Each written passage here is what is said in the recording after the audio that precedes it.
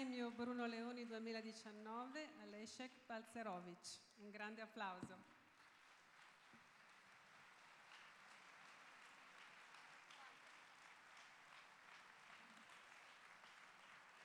Consegna il premio Franco De Benedetti per la straordinaria determinazione prima nel liberalizzare la Polonia e oggi nel preservare quanto più possibile le libertà così tenacemente conquistate attraverso la ricerca scientifica, l'impegno politico e l'attività di divulgazione. Complimenti Presidente, a lei la parola.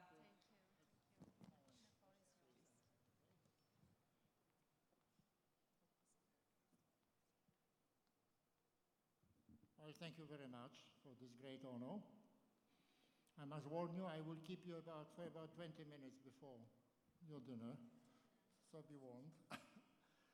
In my professional life, I've been dealing with fiscal and monetary problems, but first of all, with institutional systems and their reforms. Why? Because the largest differences in the standard of living are due to large differences in these systems. Compare North and South Korea.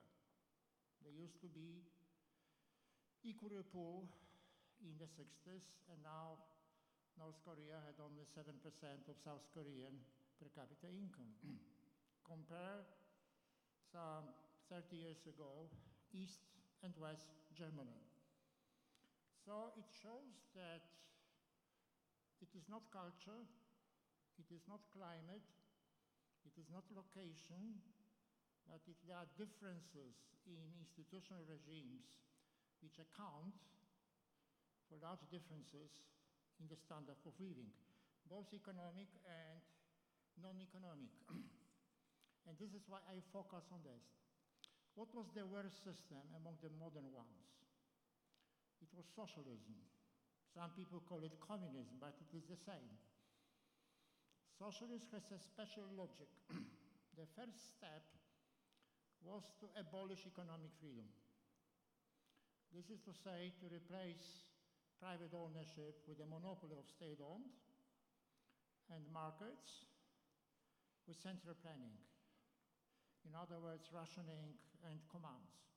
Once you introduce that, then according to all the theory, socialist theory, economy starts to function better.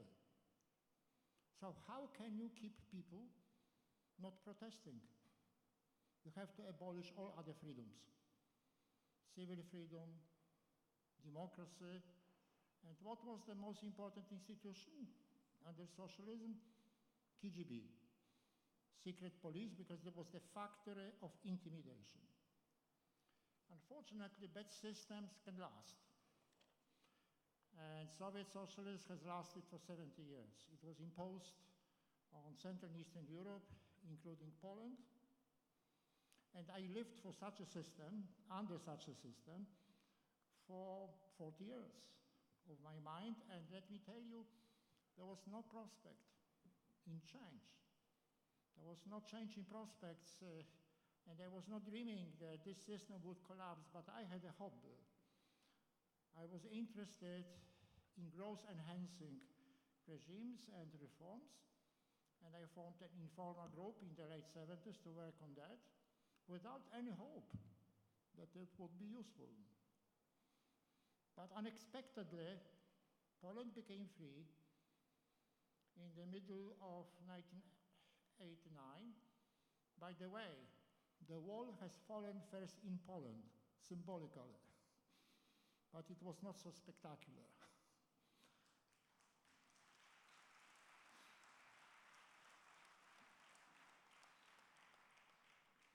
Now, the first non-communist government was created in September 1989, before further events in other countries. And because of my previous work, I was asked to take the responsibility for Poland's economy. There were not many different candidates. Not many people did some homework, and I accepted after intense hesitation because I did some homework. I have a team, and my strategy, which consisted in fast and radical and comprehensive change, was accepted. by the government and by Solidarity movement, which was the main political force in Poland in 1989. There is no time for describing the strategy and its result. I can only say that strategy consisted of three assumptions. First, Poland has lost so much time that we had to catch up with the West. Second, the best system to do that was limited government, rule of law, and free market economy. And third, which is most difficult, transition. Based on my previous studies, I believed that only radical comprehensive transition creates a chance for success after 30 years when Poland is compared on economy with other countries, one can see that it can work. So much for the collapse of socialism and further reforms. But there are certain lessons. The first lesson is that bad systems can persist if they're effective in creating fear, and one should be prepared for a change, even if change is not in the sight, so that not to lose time.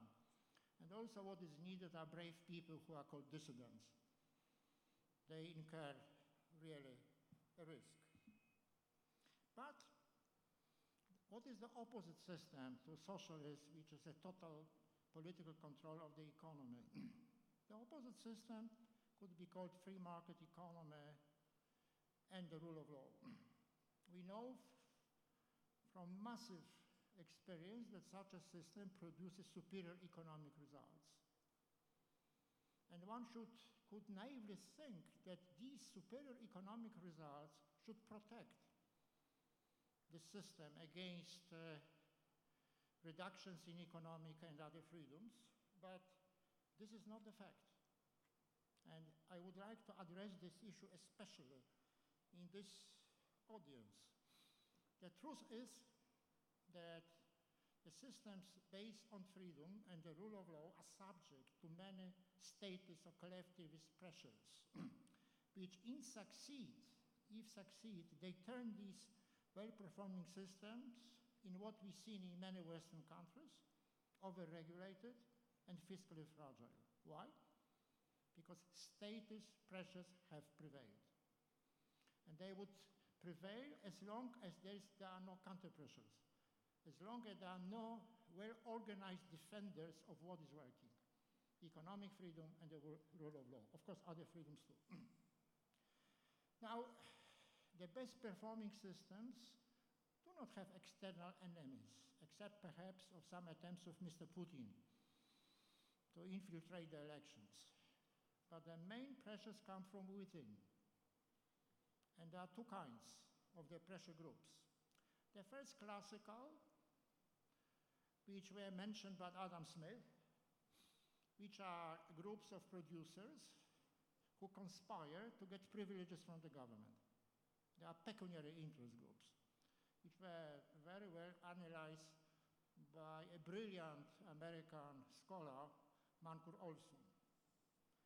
But I think probably the most dangerous are ideological anti-market groups, which still believe or seem to believe in crude socialism based on Marxism. Marx died in 1883, and his theory was a logical and empirical nonsense. But for the theory to succeed, it does not need to be rational. It has to be emotional. It has to play upon emotions. And such was a Marxist thinking which pretended or said that capitalism must decline and will decline, and there would be a paradise called socialism. Socialism defined as anti-capitalism. And it should be really shocking to realize that this nonsense, I said empirical and logical nonsense, has been so influential, including Italy. In Germany, the largest European social democratic country, in Germany, West Germany, only in 1953 gave up upon Marxism and accepted socialism, accepted capitalism, sorry. So what is the conclusion? The conclusion is that there are destructive theories, or rather doctrines, which resemble quasi-religion, which may be very influential if they do not meet sufficiently skillful communication reaction. And if they don't, then they may prevail. Another fact of which we should be obvious is that most of the mainstream economics has a status bias. And it's manifested, I think, in 3 points. First, it says that breakdowns in the economy called crisis are always due to free markets, which is a fallacy, empirical fallacy, which has been disputed many times. And if you look at the history in a comparative way, you see that the biggest breakdowns of the economy happen when there are no markets, but a total concentration of political power. For example, under Mao China. There are huge shocks due to nonsensical and dramatically bad policies, which costed altogether 70 million people lives. So it is the concentration of political power which is the main danger in the life of society, and not the opposite of it, free markets. But this belief that markets bring about crisis, and the main reason about crisis, are very popular and should be unmasked. The second contemporary fallacy, which I think is dangerous, is that you can substitute structural reforms, the regulating the economy, including with more easy money policy and fiscal stimulation. I don't think it's possible. It can only delay what is needed, I think including in Italy, because no fiscal and monetary stimulation can substitute, can replace necessary structural reforms. And the third point which we should realize is that we have a demonization of inequalities, especially wealth and income inequalities, without regard what is the source of wealth. Are there innovations or political connections? They are completely different things. And secondly, this demonization of inequalities, of income inequalities, replaces what is really important: increasing social mobility, reducing inequality in opportunities, and dealing with the real poverty. By the way, the world has been quite successful in dealing with this real problem. Let me end by saying, I hope I have not exhausted my 20 minutes, that status bias would not disappear from societies. So in order to avoid a situation that it prevails and economy and people suffer, we, the believers in the individual freedom, in the rule of law, and the limited government have to be effective. We have to be better organized. We have to be better in communication. We should be much more skillful to undercut this emotional appeal of status and dangerous theories. And this is why I've been very happy to be in touch in Bruno Leoni Institute and to be in friendship with Alberto Mingardi. Thank you very much for your attention.